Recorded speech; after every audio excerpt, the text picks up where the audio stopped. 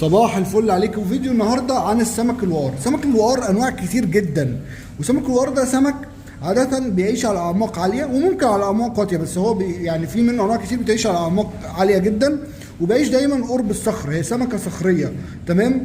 السمكة دي في منها انواع كتير جدا. النهارده صدفة ان عندي في المطعم 3 انواع منها، فقلت اوريها لكم عشان تبقوا عارفين. ده كلهم وقار، تمام، اللي هو بيتقال عليه في الخليج هامور. دي وقار اسمها كشر، تمام، وده وقار اسمه ملص، تمام، وده وقار اسمه سويسي، الوقار السويسي. في انواع كتير، في يهودي وفي جرادي وفي 111.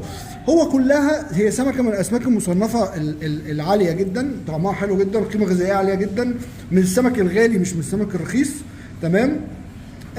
وطبعا في اختلاف في الطعم ما بين كل نوع ونوع، بس يعني انا حابب ان انت تجرب الانواع كلها لان هي اذواق، لان هو في الاول